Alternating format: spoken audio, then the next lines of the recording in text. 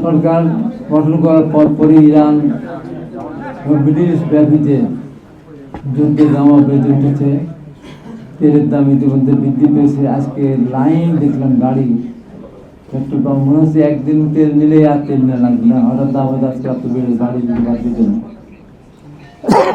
এই জন্য সরকারের জন্য চ্যালেঞ্জ আছে, কঠিন চ্যালেঞ্জ আছে। সেই চ্যালেঞ্জকে মোকাবেলা করতে হলে দলের চেয়ারম্যান মন্ত্রিপরিষদ গঠন করেছেন।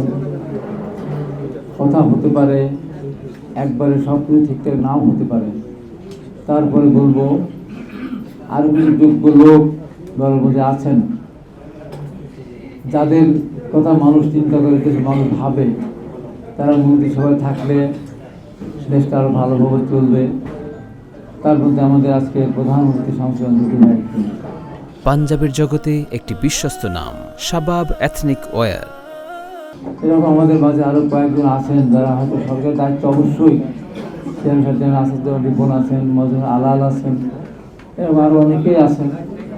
তো দুই ভাইয়ের ব্যাপারটা আমাদের কাছে সবার কাছেই একটা বড় আমাদের প্রাণের একটা দাবি ছিল। যখন কেউ কথা বলে সাহস পেত না, সরকার কবে যাবে না যাবে, দুধু ভাই মাঝে মাঝে বলতো যে এই সরকার চলে যাবে, আমি তার সাথে তাল মিলিয়ে বলতাম আমি সরকার এই বুদ্ধি চলে যাবে। তখন মানুষ আমাদের দিকে চিৎকারি চোখে দেখতে, কি বলে হাবিব ভাই, দুধু ভাই কি বলে, সত্যি সত্যি কিন্তু গেল সরকার। যাই হোক, আমি মনে করি আবার হতাশ হব না।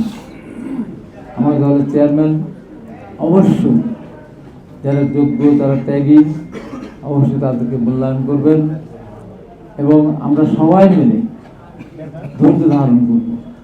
যে কথা লিঙ্কন বলেছেন, আমরা যাতে হাউকাও না করি।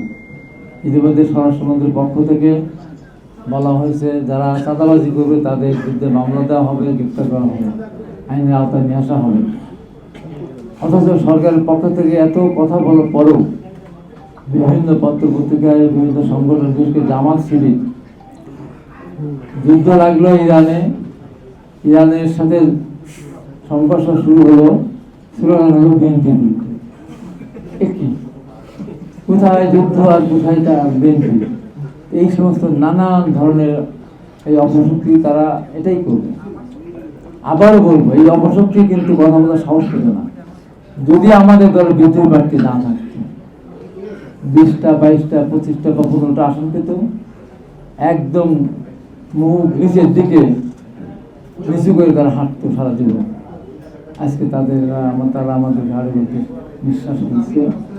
আমরা আজকে দোয়া করবো দেশটি বেগম খালেদা জিয়াকে আল্লাহ নিশ্চিত করেন, রাষ্ট্রপতি জিয়া রহমান, আলফাদ কুক এবং এই আন্দোলন সংগ্রাম, জুলাই আন্দোলন থেকে শুরু করে আমাদের কত কর্মী মারা গিয়েছে। আমরা জেলখানে ছিলাম, দুটো ভাইয়ের আমরা জেলখানে ছিলাম।